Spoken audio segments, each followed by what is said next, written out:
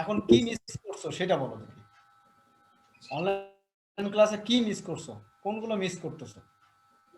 Sir ক্লাসে একটা concentration থাকে স্যার, এই যে অনলাইন ক্লাস হলে স্যার এই কনসেন্ট্রেশনটা নষ্ট হয়ে যায়, মানে ভালোভাবে পাওয়া যায় না আর কি, কেউ সামনে না থাকলে। অ্যাকচুয়ালি বা তোমার বাসার এনভায়রনমেন্টে ক্লাস এনভায়রনমেন্ট না, এটা একটা বিষয়। তুমি হয়তো দরজা লক করে দিয়ে, ডোর লক করে ক্লাস করছো, তো সেটা অ্যাকচুয়ালি একটা লোনলি এনভায়রনমেন্ট চলে আসে, তাই না? আর যেগুলো আমি তোমাদের হয়ে বলছি আর কি, কারণ আমার যে প্রবলেমগুলো এগুলো তার তোমরা জানতে পারছো না। এটা আমি জানি না তোমাদের এরকম ফিলিংটা হচ্ছে কিনা। তারপর আমি যেহেতু রিয়েলাইজ করছি তোমাদের ফিলিংসটা, তারপরে ফেস টু ফেস ক্লাস করলে দুইটা পজিটিভ ইয়ে আছে। একটা হচ্ছে ক্লাসমেটদের সাথে ইন্টারাকশন, যেটা একে অপরের সাথে interaction, that means sharing, thinking sharing অথবা আন্ডারস্ট্যান্ডিং এর ক্ষেত্রে শেয়ারিং, এই জিনিসটা হচ্ছে না। দ্বিতীয় হচ্ছে স্টুডেন্ট টিচার্স ইন্টারাকশন, সেটা হচ্ছে না। দূর থেকে ইন্টারাকশন বা এটা করানো সোটা। এই ফিলিংসগুলো আমি অ্যাকচুয়ালি তোমাদের হয়েই রিয়েলাইজ করেছি, যার কারণে আমি এগুলো বলতে পারতেছি। আরও অনেক কিছু আছে যেগুলো আমি জানি না তোমাদের ফিলিংস তেমন কিনা। Time problem management sir.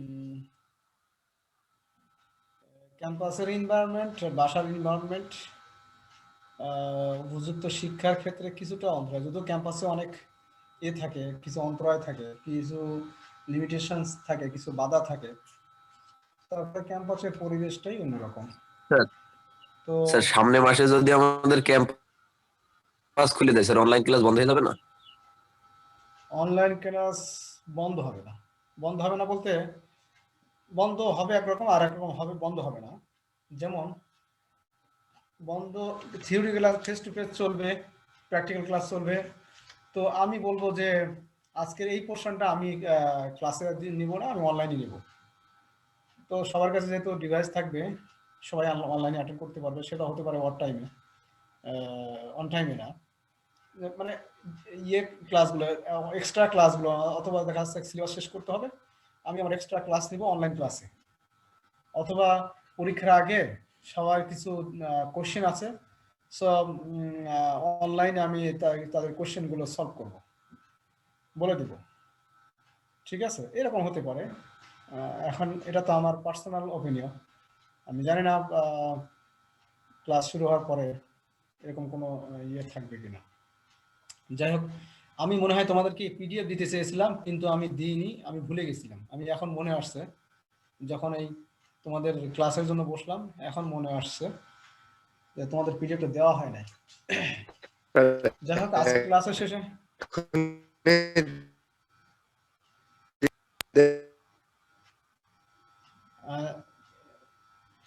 Monowar কথা বলছো, মেবি মনোয়ার, অথবা যাই হোক কে কথা বলছো, আমি কথা বুঝতে পারি নাই। স্যার এখনই পিডিএফটা দিয়ে দিলে স্যার ভালো হতো। এখনই শেয়ার করবো, তাহলে এখনই শেয়ার করতে গেলে তোমার ডিস্টার্ব হবে, কারণ আমি হোয়াটসঅ্যাপে শেয়ার করতে হবে। হোয়াটসঅ্যাপে শেয়ার করতে গেলেও আমাকে কম্পিউটার থেকে হোয়াটসঅ্যাপে নিয়ে আসতে হবে। কম্পিউটারে হোয়াটসঅ্যাপ অপশন নাই, আমি ট্রাই করছি ইনস্টল করার জন্য, পারি নাই। তো কম্পিউটার থেকে মোবাইলে নিয়ে আসতে হবে, মোবাইল থেকে আমি তোমাদেরকে হোয়াটসঅ্যাপে দেবো, তো একটু সময় লাগবে আর কি।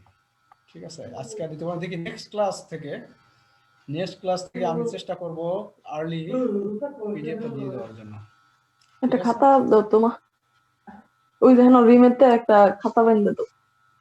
আচ্ছা, সবচেয়ে ভালো হয় তোমরা যারা কথা বলবা, মানে বাসার মধ্যে কথা বলবা, হ্যাঁ, মিউট করে রাখলে ভালো হয়। কারণ কিছু কিছু সাউন্ড আছে আমার কাছেও মানে হেজিটেট ফিল করি আমি, আবার তোমরা একে অপরের কাছেও অনেকেই মানে বিভিন্ন কথা, মানে আমার বাসার মধ্যে যে কথাবার্তাগুলো আমরা বলে থাকি, সে কথাগুলো চলে আসে সবার মাঝে, যেগুলো সবাই না শুনলেই হয় না, না শুনলেই হয় আর কি। স্যার বলতেছি স্যার, পিসি তে হচ্ছে হোয়াটসঅ্যাপ ওয়েব ইউজ করে স্যার কানেক্ট করা যায় তো স্যার? হ্যাঁ আমি জানি, আমার ল্যাপটপ দুইটা, আমার বাসারটা ঠিক আছে, বাসাটা আমি করতে পেরেছি, কিন্তু আমার এইটা করতে পারছি না, হয়তো বা তার ইন্টারনেট কোনো প্রবলেম আছে, আমি ইনস্টল করতে পারছি না আর কি। ডাউনলোড করলাম কিন্তু ইনস্টল করতে পারছি না, প্রবলেম থাকতে পারে সিস্টেমের আর কি। আমি চেষ্টা বাসায় নিলেও নিতে পারি তোমাদের ক্লাস, কিন্তু আমার বাসার মধ্যে তোমাদের ক্লাসের এনভায়রনমেন্ট, আমি এখানে বসে যেভাবে কথা বলতে পারবো অথবা কিছু সাউন্ড তোমাদের কাছে চলে যেতে পারে, আমি এগুলো অ্যাভয়েড করার জন্যই আমি মূলত অফিসে চলে আসি সকালে হলেও। ঠিক আছে, বাসায় নেওয়ার সুযোগ আছে আমার। ঠিক আছে, এই আর কি। তো আমরা সবাই আন্তরিক হব সব জায়গায়। আর একটা জিনিস, যে জিনিসগুলো আমি ক্লাসে মাঝে মাঝে বলে থাকি, কিন্তু এখানে অনলাইন ক্লাস হওয়ার কারণে এগুলো বলা হয় না, সেটা হচ্ছে আমরা তো এখন সবাই বড় হয়ে গেছি। বড় হয়ে গেছি বলতে আমি বলবো ম্যাচিউরড হয়ে গেছি। আমরা ভালো মন্দ এভরিথিং কিছু বুঝি, এভরিথিং বুঝি। তারপরেও এমন কিছু জিনিস আমাদের নিজেদের মাঝে আছে, হ্যাঁ, যেগুলো আমরা যদি না করি তাহলে আমাদের নিজেকে সেটাকে আমাদের নিজেকে আরো আমাদের ব্যক্তিত্ব, আমাদের পার্সোনালিটি, এগুলো আমাদেরকে আরো উপরে নিয়ে যাবে। সেই বিষয়গুলো, মন্দ জিনিসগুলো, সোজা কথা যেটাকে মন্দ জিনিস বলবো, সমাজে মন্দ জিনিসগুলো প্রকাশ না হোক, অন্তত আমার মাধ্যমে হোক। এমনকি আমি যদি কিছু না করি, আমার দ্বারা কোনো মন্দ জিনিসের, আমি যেন কোনো মন্দ জিনিসের প্রমোটার না হয়, হ্যাঁ, আরেকজনকে মন্দ জিনিসে উৎসাহ না দিই। আমি নিজে করি না, কিন্তু আরেকজনকে মন্দ জিনিসে উৎসাহ না দিই। এই বিষয়গুলো মানে আমরা যাতে চেষ্টা করি, কারণ আমরা দেখতেছি পেপার পত্রিকা বলো, টিভি বলো, মানে সামাজিক মিডিয়াতে বলো, এভরিহোয়ার সমাজের উচ্ছৃঙ্খলা বিশৃঙ্খলা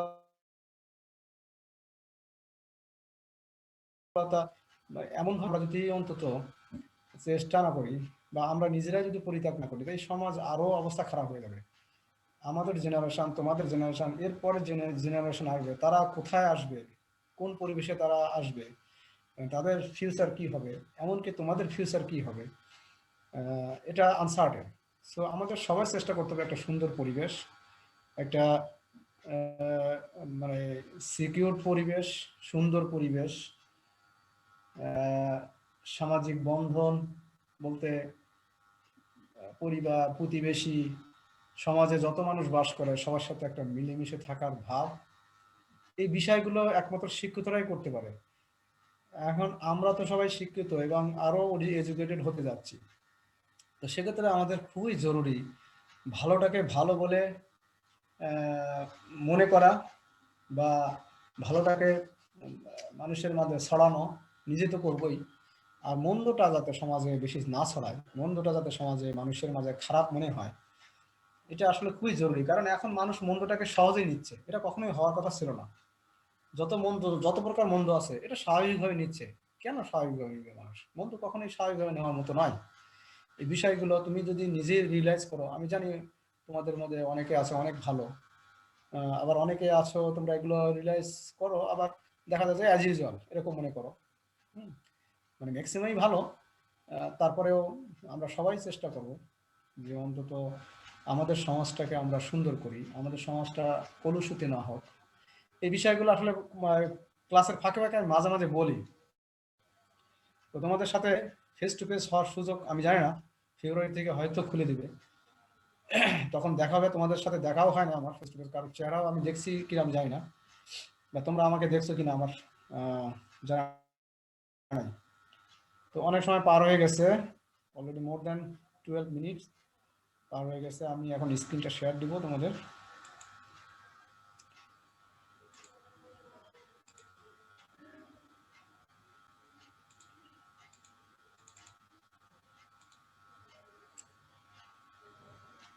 আচ্ছা, স্ক্রিন দেখা যায়? জি স্যার। গতদিন আমরা এখানে ছিলাম, তাই না? জি স্যার। আমরা আলোচনা করছিলাম যে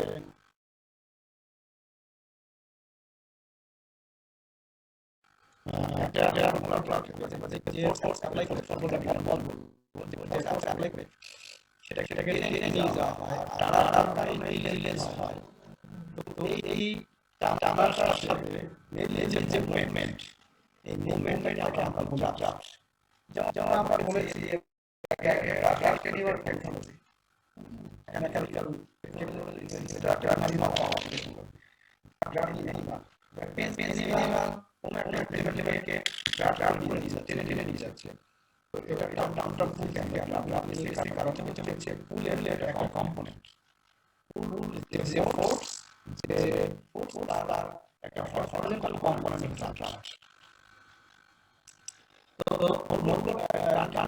আমরা বলছিলাম যে cos থিটা, পুলের সাথে যে অ্যাঙ্গেল, সেই অ্যাঙ্গেলের cos, তাহলে এখানে যদি অ্যাঙ্গেল থিটা হয় তাহলে পুল হচ্ছে পি, ড্রাফট হবে পি cos থিটা। তো পুল যে ইউনিটে থাকবে, যদি কেজি বা নিউটনে থাকে, তাহলে ড্রাফট হবে সেই একই ইউনিট। তাহলে মোলবোর্ড প্লাওয়ার ক্ষেত্রে, এখানে কান্ট্রি প্লাওয়ার ক্ষেত্রে আমরা বলছি যে যেহেতু এর যে শেয়ার দ্য প্রিন্স, আমরা যেটাকে বাংলায় বলি ফ্লা, এটার যেহেতু ট্রায়াঙ্গুলার শেপ, তো সয়েলে যখন প্রবেশ করবে সয়েল শেয়ার হবে, তখন সয়েলের মধ্যে যে ফারো তৈরি হয়ে যাবে সেটাও ট্রায়াঙ্গুলার হবে। ঠিক আছে। আর মোলবোর্ড প্লাওয়ার ক্ষেত্রে যেহেতু এর শেয়ার উইডথ আছে, এট সার্টেন উইডথ আছে, সো এটা রেক্টেঙ্গুলার শেপ তৈরি হবে। অথবা এর যেহেতু not a single bottom, more than three bottom একসাথে অ্যাটাচড করে ট্রাক্টরের সাথে আমরা অ্যাটাচড করি, দেন টিলেস করি, তখন এর যে সিঙ্গেল একটা ফোর্স দিয়ে টানা হয়, সেই ফোর্সের সাথে আরও কিছু পার্শিয়াল ফোর্স যেমন ড্রাফট এবং সাইড ড্রাফট, এই দুই ধরনের ফোর্স আমরা পেয়ে থাকি যদি আমরা ঠিকঠাক সেগুলোকে মেজার করতে পারি। আর এই ফোর্সগুলোই কিন্তু এই প্লাউটাকে ব্যালেন্স কন্ডিশনে নিয়ে আসে। আদারওয়াইজ যখন টিলেস হবে তো প্লাউটা উল্টে যেতে পারে, তাই না? একটা জিনিস তুমি টানলো, যদি টানার যদি স্পিডটা বেশি হয়, তো ও যদি ব্যালেন্স ঠিক না রাখতে পারে তো ও উল্টে যাবে, এটাই স্বাভাবিক, ওটা ইমব্যালেন্স হয়ে যাবে। তো এই ব্যালেন্স কন্ডিশনে আসার জন্য যে দুইটা ফোর্স কাজ করে, একটা হচ্ছে ড্রাফট, একটা হচ্ছে সাইড ড্রাফট। কান্ট্রি প্লাওয়ার ক্ষেত্রে যেমন ড্রাফট এবং কান্ট্রি প্লাওয়ার যেখানে আমরা যে শেয়ারটা দিয়ে থাকি, এর সাথে বিমের সাথে যে অ্যাটাচ করা হয়, এটা কিন্তু ওরকম একটা শেপ নিয়ে আসে, জাস্ট লাইক অ্যাজ যে ট্রায়াঙ্গুলার শেপ হয় সয়েলের ভিতরে, ওই সেম শেপ। কারণ এটাও সয়েলের মধ্যে প্রবেশ করে এবং প্লাউটাকে স্টেবিলিটি দেয়। প্লাউটা কাত হয়ে যায় না, যখন প্লাউইং করা হয়, যখন চাষ করা হয় তখন কাত হয়ে যায় না, ওটাকে স্টেবিলিটি দেয়। তো এটার মোলবোর্ড প্লাওয়ার ক্ষেত্রে সেম কন্ডিশন, যখন ড্রাফট বা সাইড ড্রাফট একটা ব্যালেন্স কন্ডিশনে আসে তখন এটা স্টেবল থাকে, এটা উল্টে যায় না বা ইমব্যালেন্স হয়ে যায় না। তো এখানে যেহেতু দুইটা ফোর্স কাজ করছে, একটা হচ্ছে পুলের সাথে হরিজন্টাল কম্পোনেন্ট অফ পুল, এবং হরিজন্টাল কম্পোনেন্ট অফ পুল সেটা আবার ড্রাফট বা হরিজন্টালের সাথে বা লাইন অফ মুভমেন্ট, যে লাইনে মুভমেন্ট করছে horizontal to the land level, সেই লেভেলের সাথে আরেকটা অ্যাঙ্গেল করছে।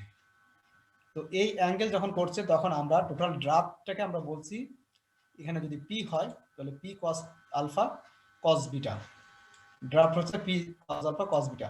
আচ্ছা, এটা যখন এই হরিজন্টালি ফোর্সটা আমরা মেজার করতে পারলাম, তখন এর সাথে আরেকটা ফোর্স কাজ করে, যেটা আমরা এখানে দেখাতে পাচ্ছি না। যেমন এই ফোর্সটা যদি কাজ করে, ভার্টিক্যাল যদি একটা ফোর্স কাজ করে, তো সেই ভার্টিক্যাল ফোর্সটা আমরা এখানে দেখাই দিচ্ছি। অপোজিট ভার্টিক্যাল যে ফোর্স একটা কাজ করবে, সেটাকে আমরা বলবো সাইড ড্রাফট। তো সাইড ড্রাফটটা কিসের সাইড ড্রাফট হবে? হরিজন্টাল কম্পোনেন্ট অফ পুল এর সাইড ড্রাফট হবে। যেমন এটা পুল, এটা হচ্ছে হরিজন্টাল কম্পোনেন্ট অফ পুল, এইটার ভার্টিক্যাল পোর্শনটায় ভার্টিক্যাল যে ফোর্স কাজ করবে সেটা হচ্ছে সাইড ড্রাফট। বুঝতে পারছো কিনা? আরেকবার বলেন একটু। আমরা হরিজন্টাল কম্পোনেন্ট অফ পুলের যে প্যারালাল টু দ্য লাইনের সাথে যে অ্যাঙ্গেলটা,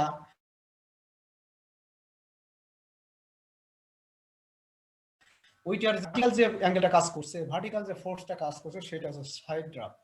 তো যেহেতু সাইড ড্রাফট যদি P cos alpha cos beta হয়, এখানে দুইটা অ্যাঙ্গেল আছে, একটা আলফা এবং বিটা, ড্রাফট যদি P cos alpha cos beta হয় তাহলে দ্যাট মিনস ড্রাফট হচ্ছে horizontal component of pull parallel to the line of motion. That means যে লাইন বরাবর আমি মুভ করছি সেই মোশনের সাথে হরিজন্টাল কম্পোনেন্ট অফ ফুলের যে ফোর্স সেটা হচ্ছে draft P cos alpha cos beta. Side draft হবে হরিজন্টাল কম্পোনেন্ট অফ ফুলের ভার্টিক্যাল যে ফোর্সটা এবং ওইটা মুভমেন্ট করে ভার্টিক্যালি মুভমেন্ট করে ফোর্সটা ইমপ্লিমেন্টের সাথে, সেটা হচ্ছে সাইড ড্রাফট। তাহলে আগে যদি কজ বিটা হয় তাহলে এবার হবে কি সাইন বিটা। তোমরা তো এটা জানো যে স্যার অ্যাঙ্গেলটা বুঝতে পারছেন না, স্যার অ্যাঙ্গেলটা ভালোভাবে বুঝতে পারছেন না, আলফা কোনটা স্যার বিটা কোনটা স্যার? এখানে খেয়াল করো, আবার আমরা কান্ট্রিকুলার যাই। কান্ট্রিকুলার এখানে যদি আলফা হয়, এখানে থিটার পরিবর্তে যদি আলফা দিই, এখানে থিটার পরিবর্তে যে আলফা দিই তাহলে ড্রাফট হবে পি কজ আলফা, রাইট? তাই তো? জি স্যার। আচ্ছা, এটা এর ভার্টিক্যাল, যেহেতু এর ভার্টিক্যাল অ্যাঙ্গেল নাই কান্ট্রিকুলার ক্ষেত্রে, তারপর আমরা ধরে নিলাম একটা ভার্টিক্যাল অ্যাঙ্গেল আছে, তাহলে ভার্টিক্যাল অ্যাঙ্গেল যদি হতো বা ভার্টিক্যাল ফোর্স যদি কাজ করতো তাহলে এটাকে আমরা বলতাম সাইড ড্রাফট। এটাকে বলতাম সাইড ড্রাফট। তাহলে এক্ষেত্রে সাইড ড্রাফট কি হবে? Alpha sine P alpha sine theta আর sine theta, right, P sine alpha, যেহেতু আমরা আলফা বলছি, এটাকে ধরে নিচ্ছি এটা আলফা, তাহলে P sine alpha, right? P sine alpha. এখন এখানে খেয়াল করতে হবে এটা হচ্ছে পুল, আর এটা হচ্ছে ড্রাফট। আর মোলবোর্ড প্লেয়ার ক্ষেত্রে এই পুলের একটা হরিজন্টাল কম্পোনেন্ট, আলাদা একটা কম্পোনেন্ট আমরা পাচ্ছি, পুলের একটা আলাদা কম্পোনেন্ট পাচ্ছি, সেটাকে বলছি হরিজন্টাল কম্পোনেন্ট। এই হরিজন্টাল কম্পোনেন্টটা ধরে নিলাম এই কান্ট্রি প্লেয়ার ক্ষেত্রে পি যেমন, এই মোলবোর্ড প্লেয়ার ক্ষেত্রে হরিজন্টাল কম্পোনেন্টটা সেম। তাই এর মানটা হচ্ছে পি কজ আলফা, এখন এই পি কজ আলফার ড্রাফট হবে P cos alpha cos beta এবং সাইড ড্রাফট হবে P cos alpha sine beta. বোঝা গেছে কিনা? পি কজ আলফা এখন একটা কম্পোনেন্ট। স্যার এখানে যে বিটা কোনটা আসলো স্যার, ওইটা নিয়ে সমস্যা হচ্ছে স্যার। বিটা আসতেছে স্যার অ্যাঙ্গেলটা নিয়ে সমস্যা স্যার, অ্যাঙ্গেলটা বুঝতে পারছেন না, আলফা কোনটা আর বিটা কোনটা স্যার? এখানে তোমরা ফিগারটা দেখতে পাচ্ছ কিনা? ওইটা বলো। পুলের তো আপনার এই পুলের তো দুটো অংশ থাকে আর কি, যে কোনো ফোর্স অ্যাঙ্গেল বরাবর যদি আমি ওই টানি তো সেটা দুটো অংশ, একটা হচ্ছে হরাইজন্টাল কম্পোনেন্ট আর একটা হচ্ছে ভার্টিক্যাল কম্পোনেন্ট। তো এটা হচ্ছে পুলের যে ওই হরাইজন্টাল কম্পোনেন্ট, এটা হচ্ছে এই পি কস আলফা। সেই এই যে হরাইজন্টাল কম্পোনেন্ট অফ পুল, এইটা আবার অ্যাঙ্গেল বরাবর হওয়ার কারণে এটার আবার দুটো অংশ।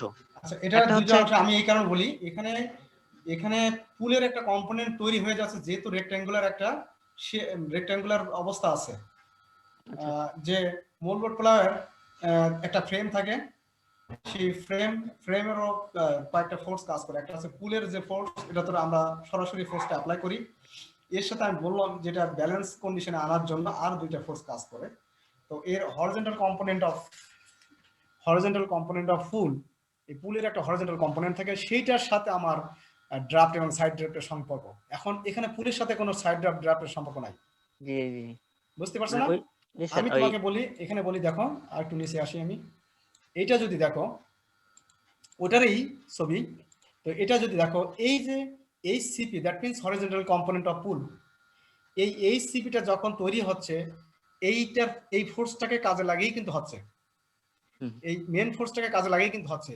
এখন আমার ড্রাফট এবং সাইড ড্রাফটের যে ক্যালকুলেশন, এই ড্রাফট এবং সাইড ড্রাফটের ক্যালকুলেশন এর সাথে সম্পর্ক হচ্ছে এই এইচসিপি। এখন পুলের সাথে কোনো সম্পর্ক, যেহেতু এখান থেকে আমি এখানে কনভার্ট হয়ে চলে আসছি। আর এইটা করার পিছনে একমাত্রই কারণ হচ্ছে যে আমার এখানে মোলবোর্ড প্লাগটা বড় সাইজ এবং কয়েকটা বটমের সাথে একটা বটম নিয়ে একটা ফ্রেম দিয়ে একটা বড় আকারের একটা ইমপ্লিমেন্ট তৈরি হচ্ছে, এবং সেই ইমপ্লিমেন্টের যখন সিঙ্গেল ফোর্স দিয়ে টানা হবে তার কিছু সাইড ফোর্স তৈরি হয়, হরিজন্টাল কম্পোনেন্ট তৈরি হয় এই কারণে শুধুমাত্র ব্যালেন্স কন্ডিশন আনার জন্য। ঠিক আছে, এই ফোর্সগুলো যেমন আমরা নিউটনের থার্ড ল পড়েছি যে প্রত্যেকটা জিনিসের একটা ব্যালেন্স হবে, একটা ক্রিয়া থাকলে একটা বিক্রিয়া থাকবে, অপোজিট বিক্রিয়া, তাই না?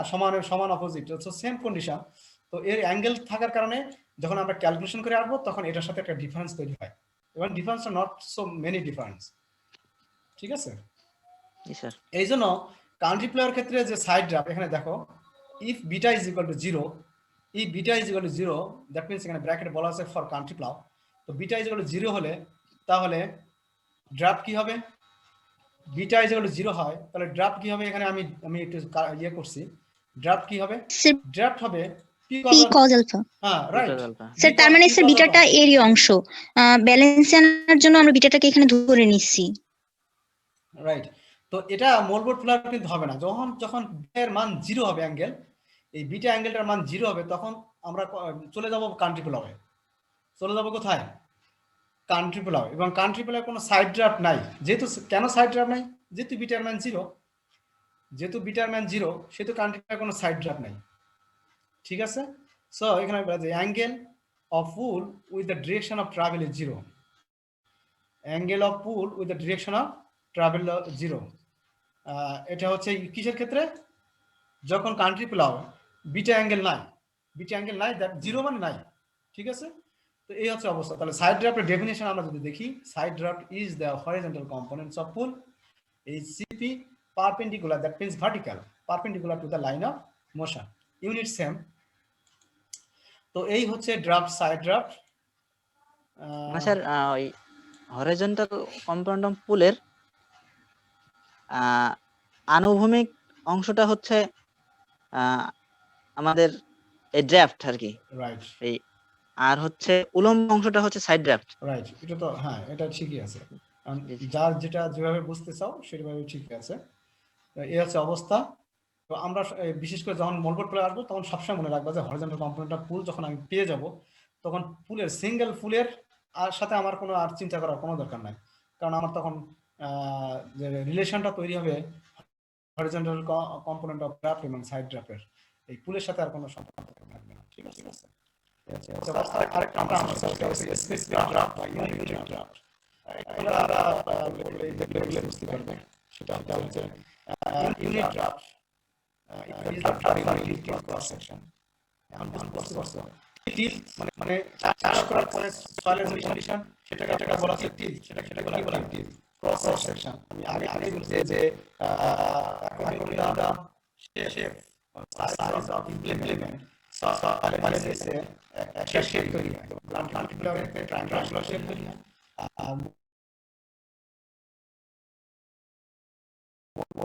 বা ডিস্ক শেপ তৈরি হয়।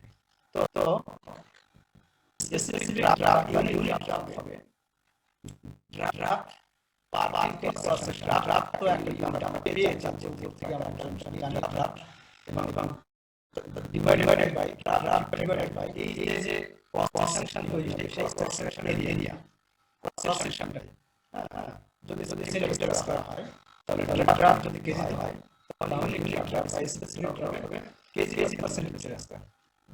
বুঝতে পারছো মিস্টার? তোমার একটা এরিয়া, একটা ক্রস সেকশন এরিয়া আছে, আর একটা লোড আছে, load by cross section area, load by cross section area.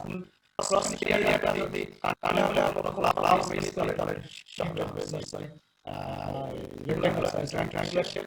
আর যদি শেয়ার উইথ সব আমরা যদি প্লাস মিস করি তাহলে তার ক্রস সেকশন এরিয়া হবে রেক্ট্যাঙ্গুলার শেপ। আর আরেকটা টার্ম আছে বরাবর পাওয়ার, এটা আমরা সব ক্ষেত্রে ব্যবহার করে থাকি না, যারা ক্যালকুলেশন করে বিশেষ করে ইঞ্জিনিয়ারিং ক্ষেত্রে বিশেষ করে তারা এই পাওয়ারটা ইউজ করে বিশেষ করে ইঞ্জিনে পাওয়ার বানানোর জন্য, যেমন ট্রাক্টর যদি 10 পাওয়ার খরচ বলে অনেক সময় কিলোমিটার যাচ্ছে। বরাবর পাওয়ার অ্যাকচুয়ালি রিকোয়ার্ড টু এলিমেন্ট, এটা যে পাওয়ারের প্রয়োজন হয় একটা ইউনিটকে পূরণ করার জন্য, যখন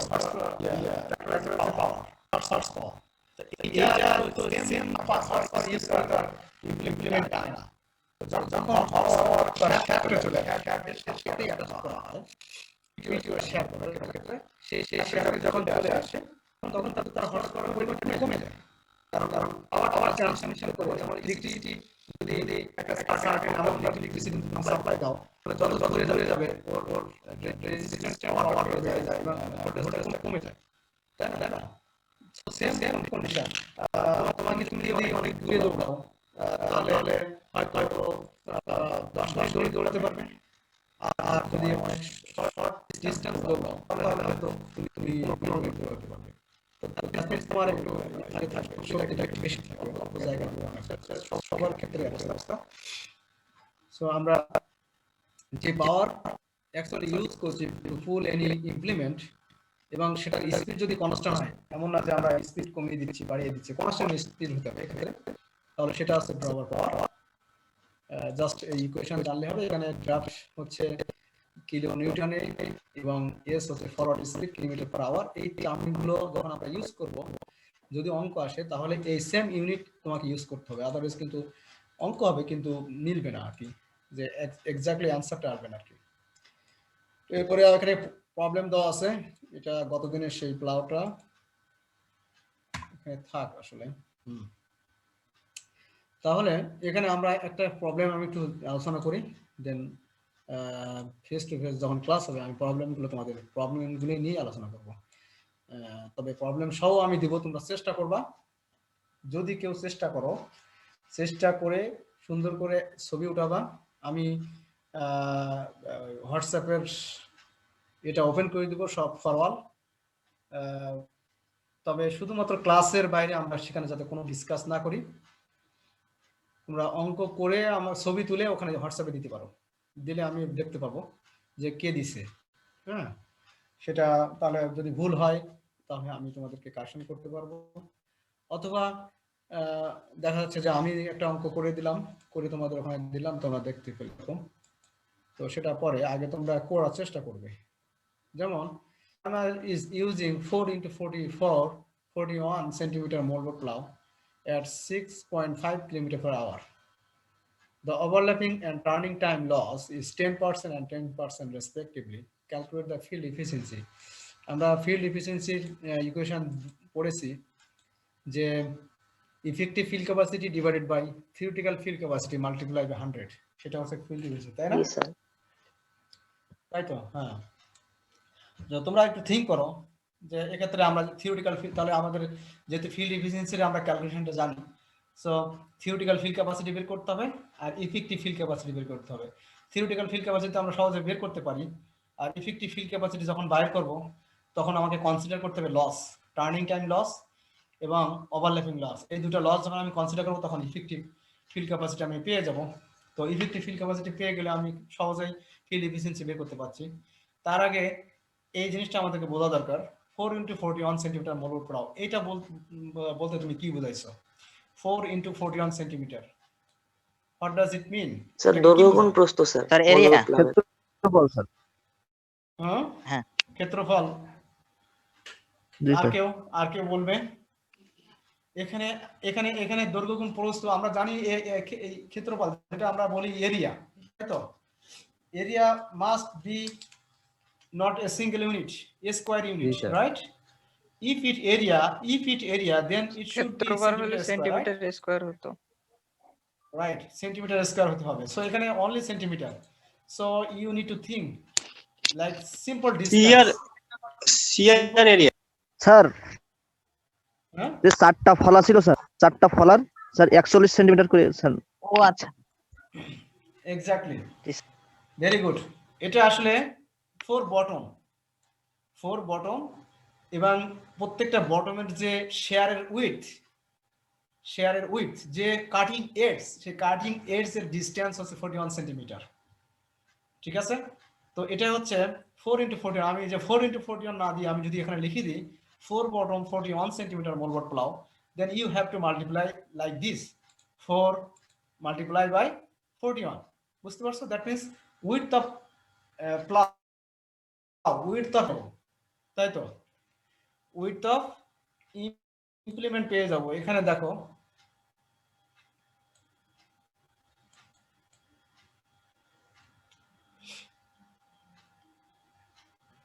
এখানে থিওরিটিক্যাল ফিল্ড ক্যাপাসিটিতে S W divide by C, C constant আমরা জানি, কনস্ট্যান্টের মান 10, সো ডব্লিউ আছে with, rated width of implement. So width of implement কিন্তু আমরা পেয়ে গেছি 4 × 41 সেন্টিমিটার, তাই না? ওটা গুণ করতে হবে এবং এখানে ইউনিট আছে মিটারে, ওখানে সেন্টিমিটার আছে, আমাদেরকে মিটারে কনভার্ট করতে হবে। দেন বলা আছে কি স্পিড এর কথা বলা আছে SW, তাহলে আমরা থিওরিটিক্যাল ফিল্ড ক্যাপাসিটি কিন্তু পাচ্ছি সহজে, তাই না? সহজে থিওরিটিক্যাল ফিল্ড ক্যাপাসিটি পাচ্ছি, তাই তো? বোঝা গেছে কিনা? এটা কি দেখতে পাচ্ছ? জি স্যার। জি স্যার। এখন বোঝা গেছে না যে কিভাবে আমি থিওরিটিক্যাল ফিল্ড ক্যাপাসিটি বের করব? পারবে কিনা? জি স্যার। কোশ্চেনটা দেখো, এটা আবার দেখো, W দ্যাট মিন্স উইথ, আমার উইথ আছে 4 × 41, দ্যাট মিন্স 4 দিয়ে 41 কে গুণ করে যেটা হবে সেন্টিমিটার, এটাকে আমি মিটারে নিয়ে যাব। এটা সিম্পল, মিটার নিতে পারবো। সেন্টিমিটারকে মিটারে নেওয়া কি কঠিন নাকি? সেন্টিমিটার আর metre difference sir 100 100 sir. 100 difference. 1 metre 100 সেন্টিমিটারে 1 মিটার, তা 100 দিয়ে ভাগ দিলে হয়ে যাবে। তো মিটারে নিয়ে যেতে পারো। আর স্পিড হচ্ছে ইউনিট হচ্ছে kilometre per hour, speed maybe kilometre per hour দেওয়া আছে, কিলোমিটার পার আওয়ার দেওয়া আছে। তাহলে থিওরিটিক্যাল ফিল্ড ক্যাপাসিটি ইজিলি বের করতে পারছি আমি, তাই না? থিওরিটিক্যাল ফিল্ড ক্যাপাসিটি আমি ইজিলি বের করতে পারছি। এখন তোমাকে কনসিডার ইফেক্টিভ ফিল্ড ক্যাপাসিটি বের করতে হবে। এখন ইফেক্টিভ ফিল্ড ক্যাপাসিটি বের করতে গেলে ওভারল্যাপিং লসটাকে কনসিডার করতে হবে। তো overlapping loss that means with যদি আমার এটা হয় 4 × 41 সেন্টিমিটার হয়, তাহলে 10% উইথ যদি আমার ওভারল্যাপ হয়ে থাকে, 10% উইথ যদি ওভারল্যাপ হয়ে থাকে, তাহলে আমি কি করব? এই উইথ থেকে 10% উইথ যদি 100% হয়, তাহলে 10% মাইনাস করার পরে যে উইথটা হবে, সেই উইথ দিয়ে আমি আরেকটা ফিল্ড এফিসিয়েন্সি বের করব। সেই উইথ দিয়ে কি করব? আরেকটা ফিল্ড এফিসিয়েন্সি বের করব, তাই না? এটা হচ্ছে থিওরিটিক্যাল ফিল্ড ক্যাপাসিটি। এটা হচ্ছে থিওরিটিক্যাল ফিল্ড ক্যাপাসিটি কনসিডারিং, তোমরা নোট করে নিতে পারো, theoretical field capacity considering overlapping loss. এখানে যে উইথ 44 × 41 মাইনাস 10%, দ্যাট মিন্স এটা যদি 100% উইথ হয়ে থাকে, তাহলে আমরা 10% মাইনাস করব। মাইনাস করার পরে যে উইথটা আসবে, সেই উইথ কনসিডার করে, স্পিড তো সেম আছে, সেই উইথ কনসিডার করে আমি কি করছি? আবার ফিল্ড ক্যাপাসিটি বের করছি। আবার কি করছি? ফিল্ড ক্যাপাসিটি বের করছি। সেটাও ফিল্ড ক্যাপাসিটি, কিন্তু কনসিডারিং, সেটাও থিওরিটিক্যাল মানে পার্শিয়াল থিওরিটিক্যাল আগে, কনসিডারিং কি? Overlapping loss. Overlapping loss.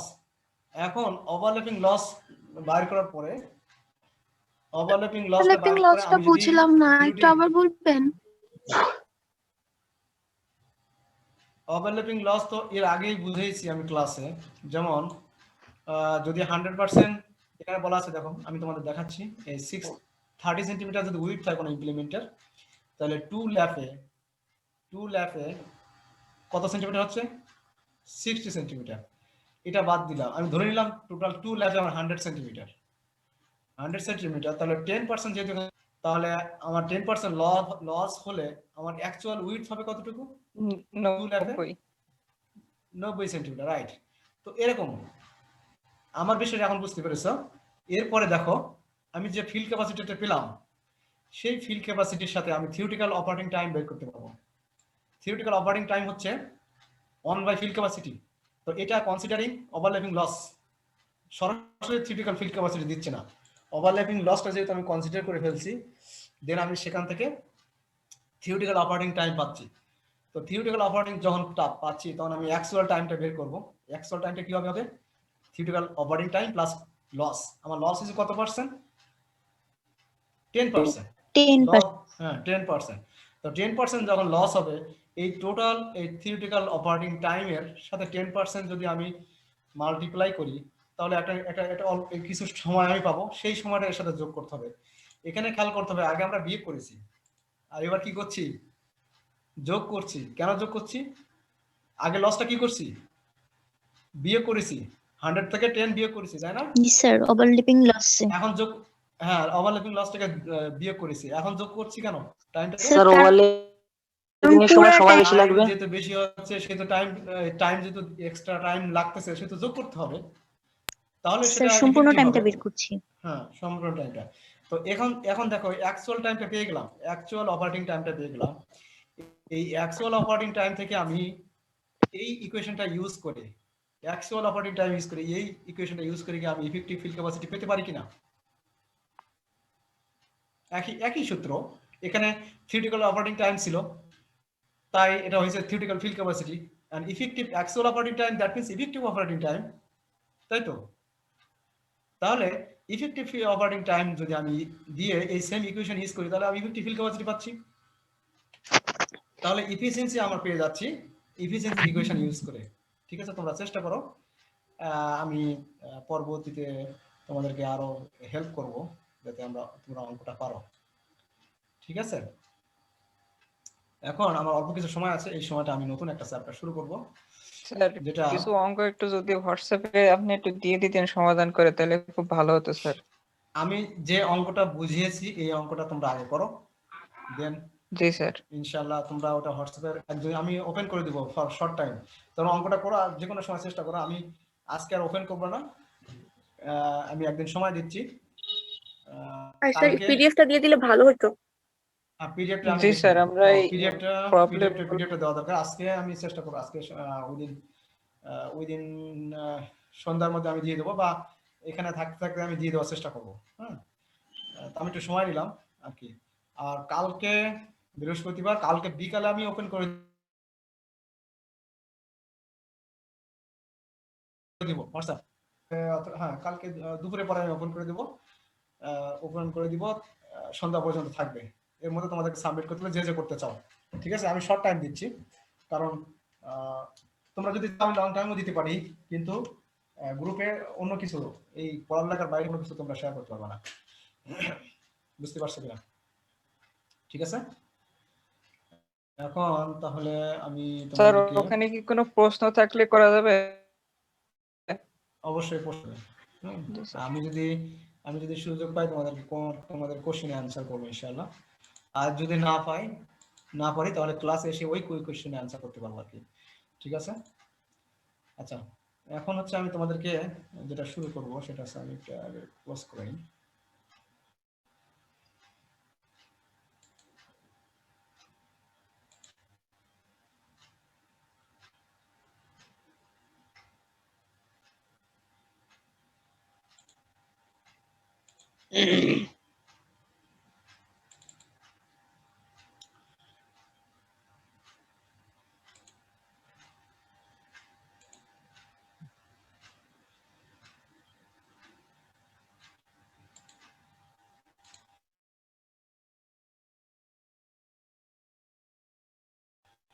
নতুন চ্যাপ্টার দেখতে পাচ্ছ কিনা? জি স্যার, দেখা যায় স্যার। ইরিগেশনের সাথে তোমরা সবাই পরিচিত। আমি জানি তোমরা অ্যাগ্রোনমিতে ফার্স্ট সেমিস্টারে ইরিগেশন পড়েছো, তাই না? তাই তো, পড়ছো না অ্যাগ্রোনমিতে ফার্স্ট সেমিস্টারে? হ্যাঁ জি স্যার, হর্টিকালচারে পড়াইছেন স্যার। হর্টিকালচারে, আচ্ছা আচ্ছা আচ্ছা, হর্টিকালচার। তো তাদের আমি জানি না তারা কি কি জিনিসগুলো পড়ায়।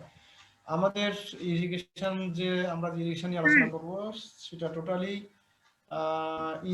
ইঞ্জিনিয়ারিং থিঙ্কিংটা নিয়েই ইরিগেশনটা পড়াবো। যদিও আমরা ইঞ্জিনিয়ারিং এগুলো ইনস্ট্রুমেন্টগুলো বা ফিল্ড এক্সপেরিমেন্টগুলো আমরা তোমাদেরকে দেখাতে পারবো না। তোমরা জানো আমাদের অনেক লিমিটেশন আছে, স্পেশালি আমাদের ডিপার্টমেন্টের অনেক লিমিটেশন আছে, এটা খোলামেলা বলতেই পারি।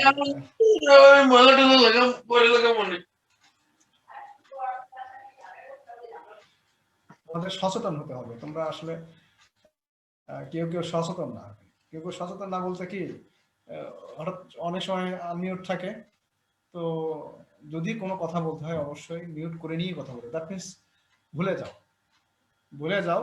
এই জন্য সচেতন হতে হবে, অল দ্য টাইম সচেতন হতে হবে। স্যার আচ্ছা, যাই হোক, স্যার আগের যে টপিকগুলো আজকে আমরা বুঝছি স্যার, ওগুলো একটু কঠিন ছিল, এইটা আজকে না ধরলে হয় না স্যার? না, আমরা তো বেশি দূর এগিয়ে যাচ্ছি না, আমরা জাস্ট প্রাথমিক যে কথাগুলো বলা দরকার সেই কথাগুলো বলতে বলতে আমার সময় চলে যাবে। তোমরা ভয় পাও না। সবচেয়ে একটা ইম্পর্টেন্ট কথা বলি, কোনো মতেই ভয় পাবো না যে আমার বোরিং লাগতেছে না। এটাও কিছু না, আমি তো উইদিন 9:30 তোমাদের এনি হাউ 9:30 না 9:20 শেষ, ক্লাস শেষ কখন? 50 মিনিট করে ক্লাস শেষ কখন? 50 মিনিট করে, তাহলে 9:30 থেকে শুরু হলে আমার স্যার কখন 10:20 10:20 10:20 হ্যাঁ 10:20 ক্লাস শেষ হবে। দ্যাট মিন্স আর হাতে আছে আমার 7 মিনিট। আমি দেখতে পাচ্ছি এখন স্ক্রিনে যে 10:13। সো এই কয়টা মিনিট তোমাদের সাথে কথা বলতে বলতে আমার সময় শেষ হয়ে যাবে, সময় চলে যাবে। তো তোমরা কেন ভয় পাও? তোমরা তো, আমি তো মানে এটা চিন্তা করেই পারি না এই বিষয়গুলো নিয়ে। অযথা তোমরা ভয় পাও যে আজকে ক্লাসে না জানি স্যার কতগুলো পড়ায় ফেলবে। আসলে তা না, আমার ওরকম কোনো ইন্টেনশন নাই যে তোমাদেরকে অনেক দ্রুত শেষ করে দিয়ে পড়া শেষ করে দেবো। আমার ইন্টেনশন আছে তোমাদের সাথে সময় ব্যয় করা যাতে তোমরা সামান্য কিছু হলে, আসলে বিভিন্ন মানুষের বিভিন্ন থিঙ্কিং থাকে। আমি হয়তো অনেকের সাথে মিলে যাবে কিছু কিছু জিনিস, কিন্তু আমি আমার নিজের থিঙ্কিংটা সম্পূর্ণ নিজস্ব। ঠিক আছে, আমি যেভাবে ক্লাস নিই, যেভাবে ক্লাসে আলোচনা করি সম্পূর্ণ আলাদা, কারোর সাথে মিলবে না। তো আমি অনেকেই ক্লাস নিবে চিন্তা ভাবনা করবে আমি যত দ্রুত সিলেবাস শেষ করে দেবো। আমার থিঙ্কিংটা আসলে দ্রুত সিলেবাস শেষ করা না। আমার থিঙ্কিং হচ্ছে তোমাদেরকে তোমরা যাতে সামান্য কিছু হলেও জানতে পারো, এবং সেটা তোমার পরীক্ষার খাতায় আমি যে অ্যাপ্লাই করবা সেজন্য না। পরীক্ষার খাতায় তো অবশ্যই অ্যাপ্লাই করতে হবে, কিন্তু তোমাকে তুমি যাতে জানতে পারো, তোমার যাতে প্র্যাকটিক্যাল জীবনে তুমি ব্যবহার করতে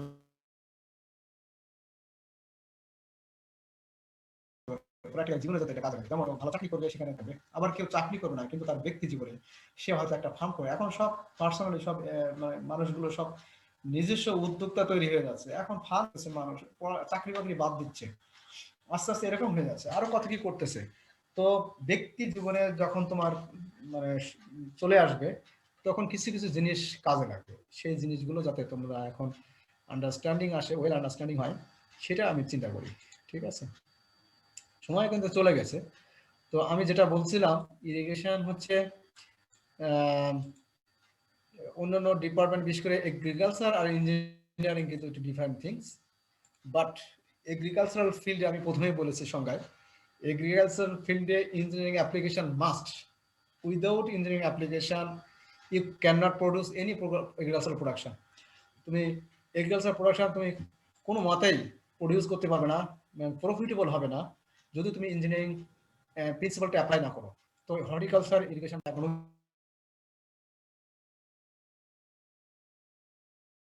ইরিগেশন তারা যেভাবে, কিন্তু আমাদের যে থিঙ্কিংটা in the view of engineering context, engineering thinking, total engineering thinking. তো হতে পারতো এটা তোমাদেরকে ফিল্ড লেভেলে নিয়ে ইরিগেশনের সিস্টেমটা, বিভিন্ন ধরনের ইরিগেশন সিস্টেমটা তোমাদেরকে ডেমনস্ট্রেশন করা, যে তোমরা এগুলো দেখলে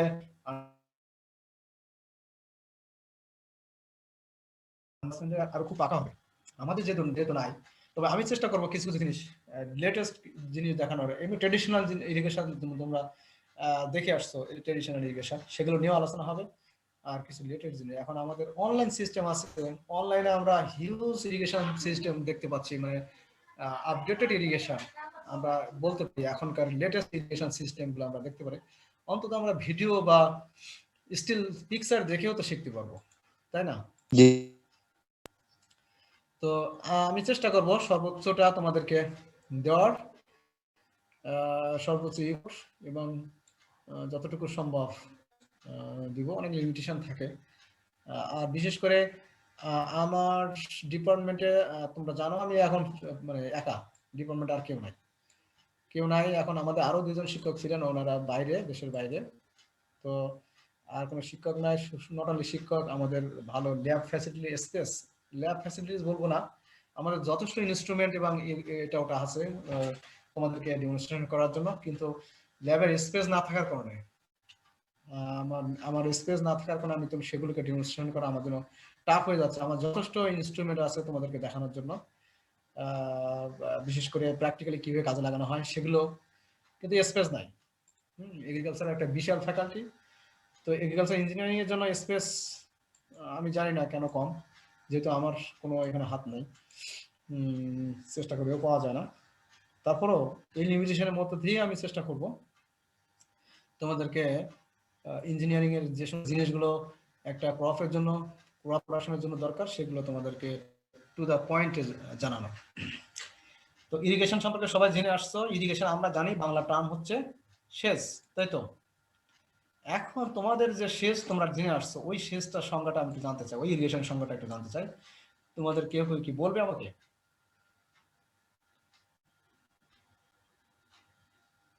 কারো মনে আছে?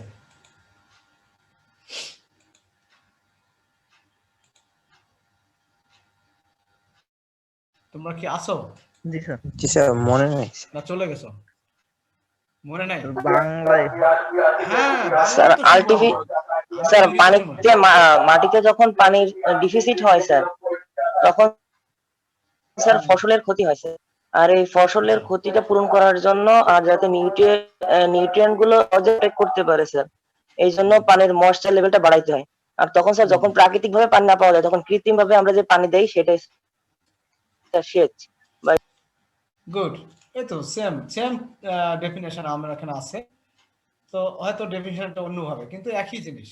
যখন আমরা ইরিগেশন কেন করি সেটাও যদি ফার্স্টলি আমরা থিঙ্কিং করি, তাহলে সেটার সাথে মিলে যাবে। যেমন যেটা বলছো যে গাছের ক্ষতি হয়, অ্যাকচুয়ালি গাছের ক্ষতি কি জন্য হয়? আমাকে যদি খাবার না দেওয়া হয়, তাহলে আমি কি হব? উইক হব, আমি দুর্বল হয়ে যাব। দুর্বল হয়ে গেলে আমার দ্বারা যে কাজ করা দরকার, আমি যে কাজ করব, সে কাজ আমি ঠিকঠাক করতে পারবো না। তো কাজ না করতে পারলে কি হবে? আমার মাসে আমার পারিশ্রমিক পাবো না, তার মানে কি লস হচ্ছে আমার।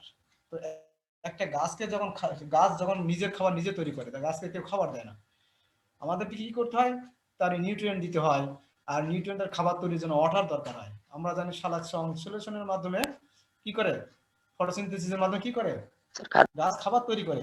আর ফটোসিনথেসিসে কি কি জিনিস থাকে, কি কি জিনিস লাগে? স্যার পানি, সূর্যের আলো, স্যার ক্লোরোফিল, আর স্যার কার্বন ডাই অক্সাইড, পানি এবং কার্বন ডাই অক্সাইডের মাধ্যমে ওকে, সো পানি লাগবে।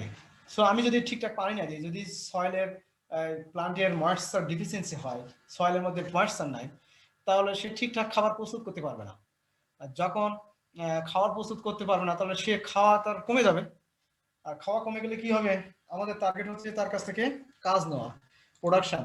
আমাদের প্রোডাকশন নেওয়া, প্রোডাকশন ঠিক মতো হবে না, সেক্ষেত্রে আমরা লুজার হবো। তো মেন উদ্দেশ্য হচ্ছে প্রফিটেবল ক্রপ প্রোডাকশন। ইরিগেশনের মেন উদ্দেশ্য হচ্ছে কি? Profitable crop production. এখানে দেখো আমাদের সময় অলরেডি পাস, আমি জাস্ট একবার একটু পড়ে তারপর শেষ করে দিব। Irrigation may be defined as the scientific application of water. এইখানে ওয়াটার অ্যাপ্লিকেশনটাকে বলা হয়েছে scientific. Of course it should be scientific. Water artificial to the soil, আমরা আর্টিফিশিয়াল অ্যাপ্লিকেশন করছি। রেইনফলটাকে আমরা ইরিগেশন বলছি না, যেটা ন্যাচারালি হচ্ছে ক্রপস। ঠিক আছে? তো এই এখান থেকে তোমাদের চিন্তার খোরাক দেওয়া হলো, চিন্তা করবা এই ডেফিনেশনটা। এই ডেফিনেশনটা আমি দরকার হয় হোয়াটসঅ্যাপে দিয়ে দেব, তোমরা এটাকে চিন্তা করবা। এবার নেক্সট ক্লাসে আমরা এখান থেকে শুরু করব।